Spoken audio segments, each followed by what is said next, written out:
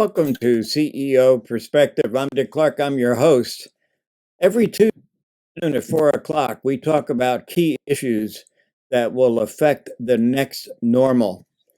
We are making great progress in our around the pandemic, and our economy is going to be strong moving forward. It's going to be different, but it's going to be strong.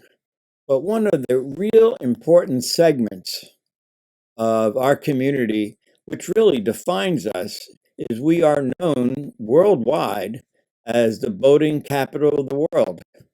Some people call us the Venice of America. But the marine industry in our community is one of the most important and in so many ways defines who we are as a destination. People bring their yachts from all over the world to Fort Lauderdale, and we have some of the finest marine industry support systems anywhere in the world.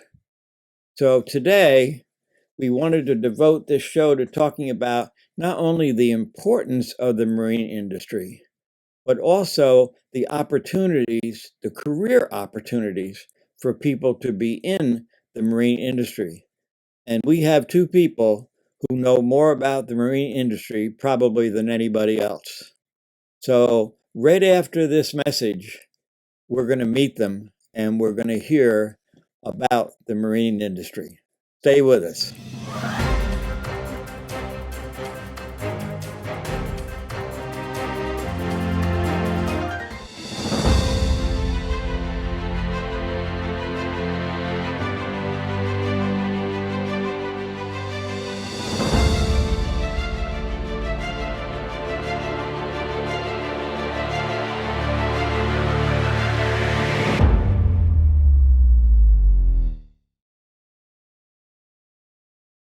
Well, the two gentlemen I talked about, they're here. So let me introduce the member of our CEO Roundtable, probably one of the icons of our community, and that's Bill Walker, who is the CEO and owner of the Water Taxi. Certainly is an icon that everybody around the world knows. So, Bill, thank you for joining us, and thank you for being a member of the CEO Roundtable. We appreciate that.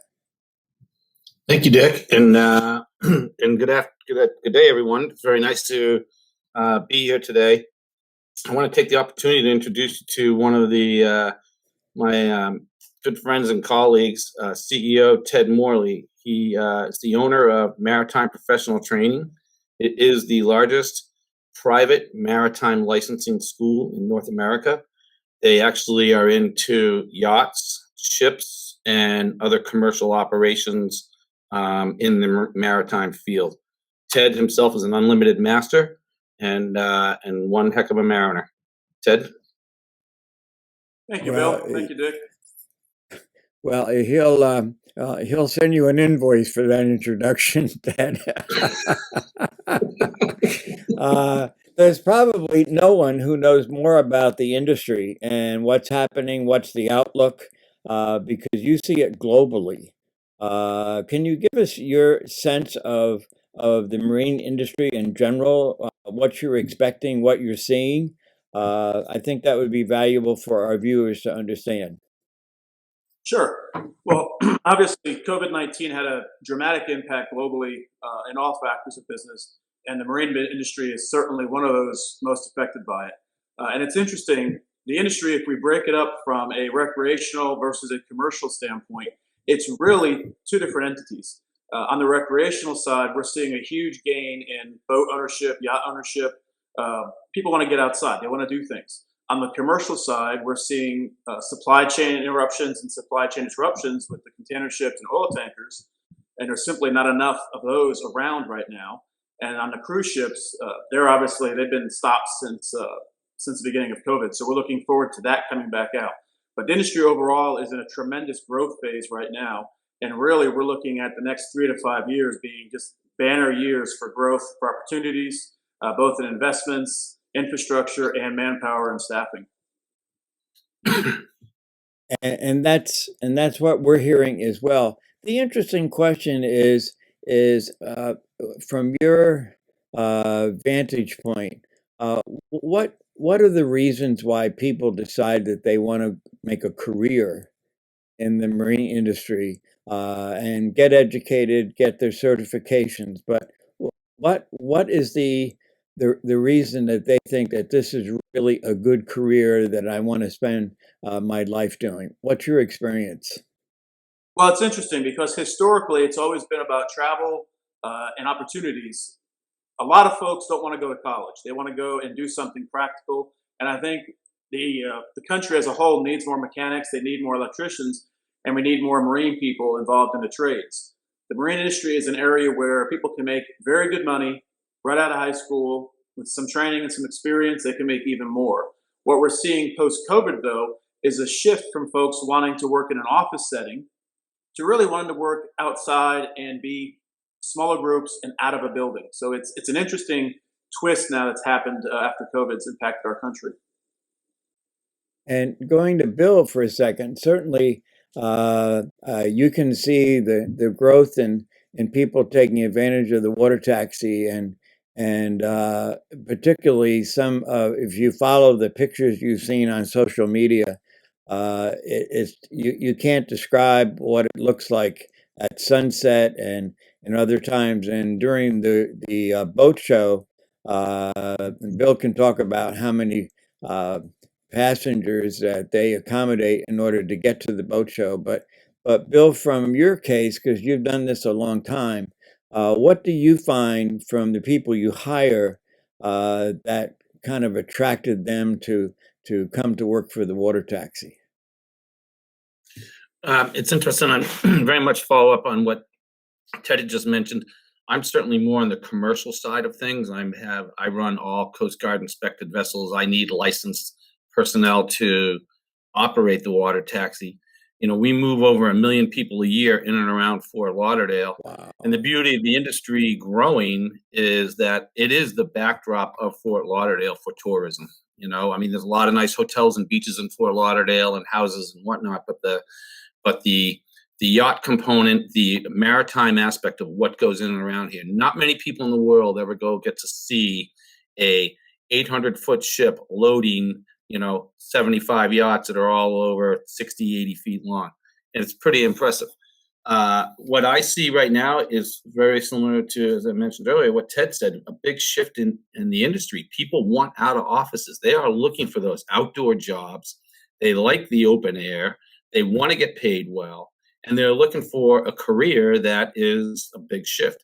That's what this industry offers, and that's where we are at this time. We see lots of people shifting from what they've done before to like, hey, how do I do this? Very interesting. About 3 months ago, as some of the snowbirds started leaving Fort Lauderdale, how many walked in the door looking for jobs for next fall? I was kind of blown away at, hey, when I come back, I'm retiring for what I'm doing. We're moving out of the north. Just all these different things that people were you see in the news, but we had live people fill out applications with licenses and credentials.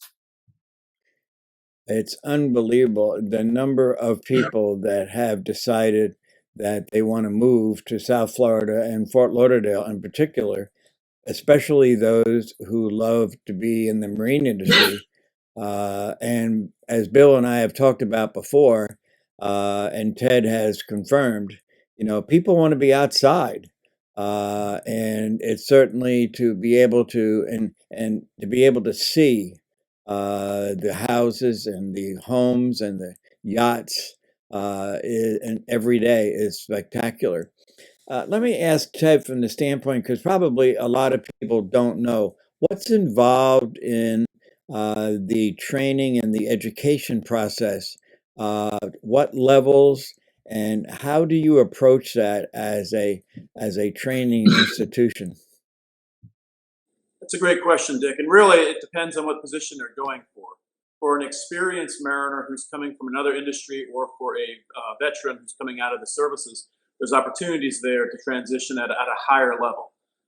For entry-level people coming in, really it starts with about a 2-week training process for basic safety and security in the vessel and some familiarization training. And then they can get a job working as a deckhand or as an interior staff or something like that. We're seeing a big increase in older demographics coming in. Typically, the entry-level positions are being filled by 20-somethings. Now we're seeing entry-level positions being filled by 30, 40, and 50-somethings because of that shift in career. They want to get away from something, they want to try something else. We're also seeing a large increase in our veterans enrollments to where they're using their VA bill to actually transition, get training outside of a college, typical institution, so that they can actually go and work on things like the water taxi, things, other vessels, tugboats, yachts, and the like. So, but anywhere from 2 weeks to 26 weeks is the typical training period for the various positions on board most of the vessels that we talk about. We talked earlier before we went on the air this afternoon about the simulators that you have. And you hear a lot about them in the aviation industry, but that is one of the many attributes of your organization. So tell us about the simulators and how versatile they are in being able to be used to train different people for different areas. Sure. The simulation suite that we have currently updated it about a year ago, and it represents right around an $8 million investment in training. And we have taken lessons from the aviation industry. I'm a commercial rated pilot, so I spend time getting type rated on simulators for aviation. I fly our company plane pretty regularly. The training that you get on a simulator is different than a classroom. Nothing beats experience. We can talk about it. We can have theoretical core knowledge discussions. We can test for knowledge, but you can't test for ability in a written form. The only way you can really do that is to put somebody into a situation where they're able to do the job. And 20 or 30 years ago, that meant putting the person at the helm of a vessel and taking them out there and actually seeing if they could handle the vessel. Well, that's great if they can. If they can't, now we're doing damage. Now we're hurting things. The simulators give us the ability to do it in any weather, any scenario. And if they have a problem, the only thing we bruise now are their egos. Sometimes that's very easy to do.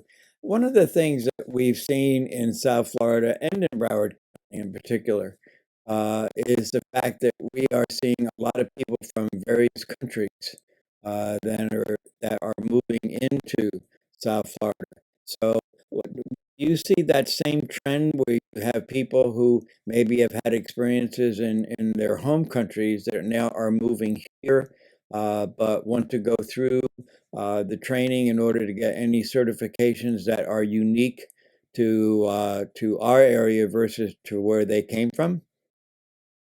Well, interesting. The International Maritime Organization sets a global standard for mariners, whether they're on a yacht, a tug vessel, a container ship. They all have some standardized training they have to accomplish.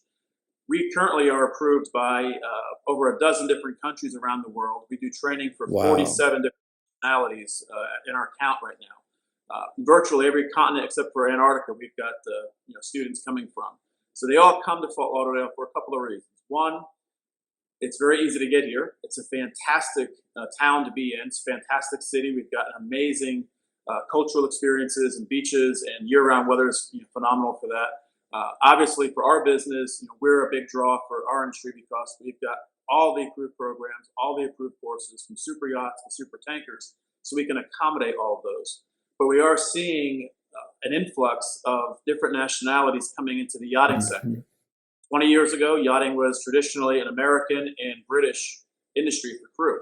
Now we're seeing crew from the Philippines, India, Russia, Lithuania, South and Central American countries, African countries, all of them coming into super yachts because of that shift in the dynamic, if you will, in that industry. Boats are getting bigger, yachts are getting bigger. A large yacht used to have 12 crew. Now a large yacht has 75 or 80 crew. So it's a huge shift in the crew side too. How do you deal with the language differences? Well, it's easy. In addition to standardizing the training, the IMO has also standardized the language that has to be spoken. So English is the universal language on vessels. So even if you're on a cruise ship or a container ship that's flagged foreign with all foreign crew, you're still speaking English. So, having said that, though, we do have a multilingual staff. I've got staff that speak Portuguese, Spanish. We've got staff that are from the Belgian Congo, and so they're different regional dialects. We've got Filipino staff and Indian staff, actually, that can help us through those linguistic difficulties. Wow. How long, Bill, I didn't forget you're there. uh, uh, how long does it take, and it probably varies by the nature of the training, but how long does it take to go through one of your programs? The shortest program is about a week long, and that's the basic safety training I talked about earlier. And that's one of the core competencies they have to get through to get any job on board their vessel. The longest Yeah. training can take 26 weeks, which is for an upper level, such as a chief officer or a captain. But that's after having taken months of training before that. The average yacht captain right now spends 4 to 6 weeks a year in training. And then at the culmination of that, they'll spend 12 to 16 weeks of actual training time to get the largest licenses available to them. Wow. Bill, what changes do you see coming in the future?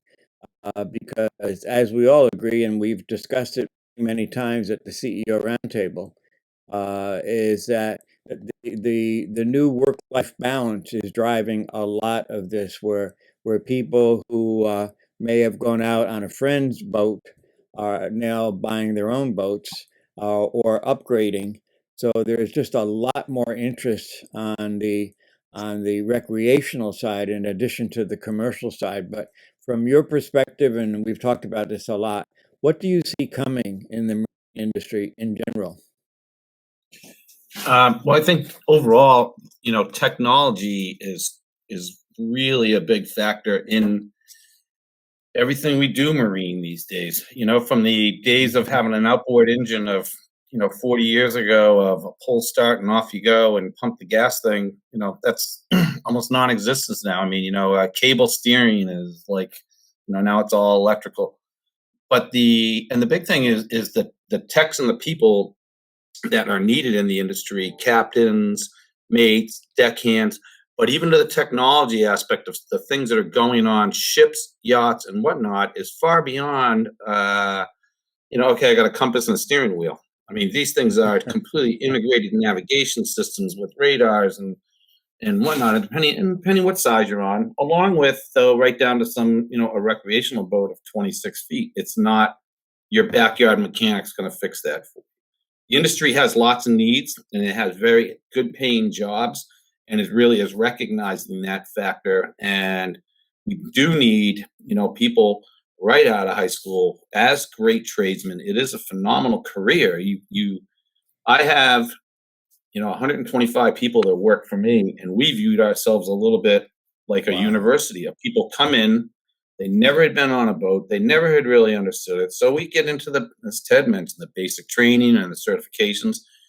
Probably 30% of those people move on to want to get their license, and then potentially another 30 or 40% move on to a different aspect of the marine world after that. Some go into yachts down here, some go into commercial. It's kind of flattering and interesting as I drive around Fort Lauderdale on the waterways, like the different towboat operators. We have people that started with us, the different people that, Towboats US started with us, the different people are, driving other attractions around town started with. People that are driving some of the biggest and best yachts in the world started with us, and that's very cool. But it is an industry that has transformed, and I think labor is catching up with that, because the industry has a demand, insatiable demand. My only regret about this CEO Perspective show is that each of these titles, each of these areas and segments deserve an hour. It's impossible to be able to share with you just how significant and how much it's changing the marine industry. So I want to thank both Bill and Ted for joining us today. And if you haven't found out about them, check out their websites and find out about the marine industry. So Bill and Ted, thank you so much for joining Thank us you, this Dick. afternoon. Thank you, Dick. We'll talk more. Well, what can you say? The marine industry is just a fascinating industry. It's one that brings just so many good, positive things to our destination. It's always something to do, and we're just fortunate to have the water taxi and Ted's organization that are training people. So remember to tune in every Tuesday at 4 o'clock for CEO Perspective, because we're going to be talking about the key issues that are going to affect the future of our economy and also the next normal. I'm Dick Clark. Thank you for joining us, and we'll see you next Tuesday.